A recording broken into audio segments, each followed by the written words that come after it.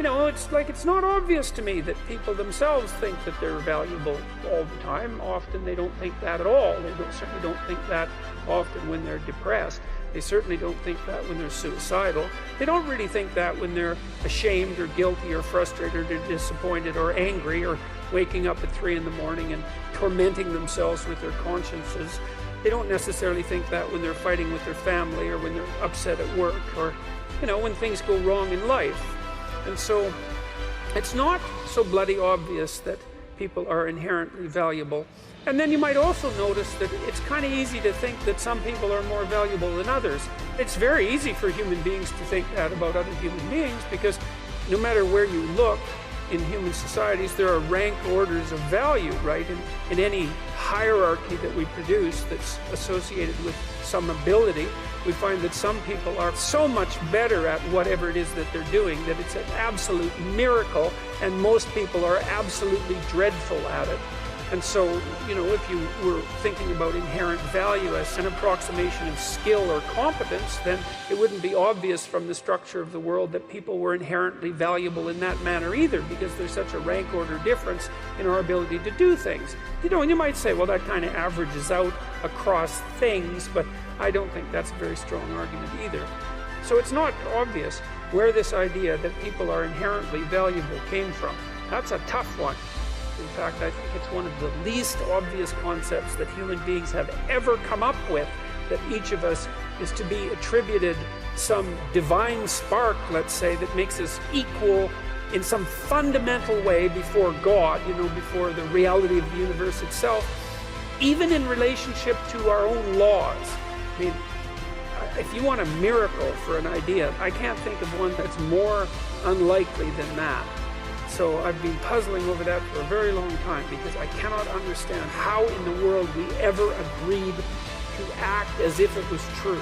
It's really something. It's a remarkable, fundamental idea.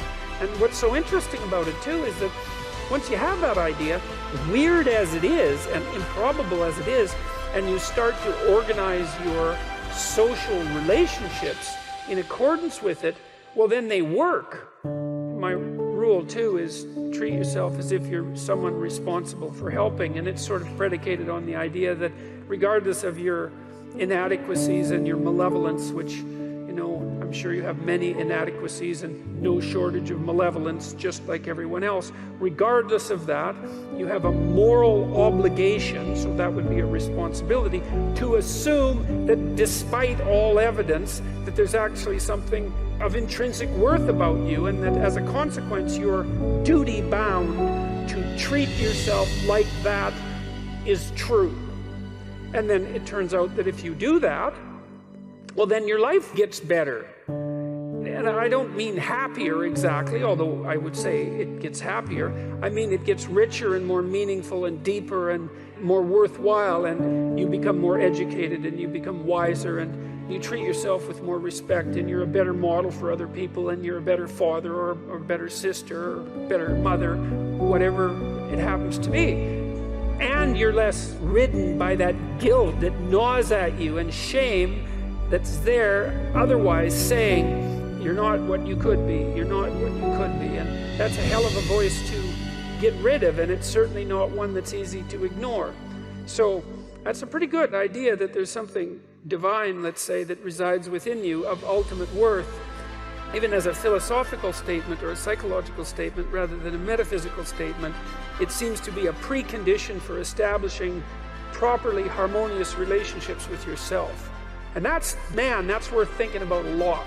Because you could think that in some sense you just own yourself, because people do kind of make that claim, especially when they're trying to justify, for example, their right to suicide, that, it's your life, it's your body, you're yours to do what you will with. And if that was true, well, then it would seem to me that life would be a lot more straightforward, because you would just tell yourself things that you would instantly obey and believe. So first of all, you tell yourself all the things that you were going to do, and then you just run off and do them, which you don't, obviously, because it's much more difficult than that. And then you'd also say, well, enough of the guilt and the shame and the negative emotion and the disillusionment and the vengefulness and all those things that make life hard.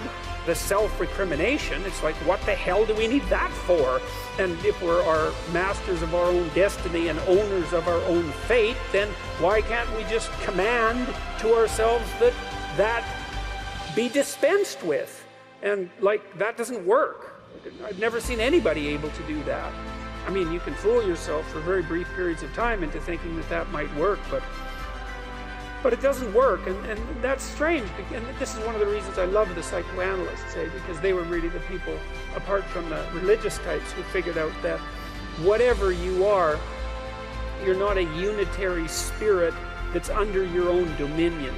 You know, you're something like a loose unity of a multiplicity of spirits, many of which are doing their own thing, which you're striving to bring into some form of unity.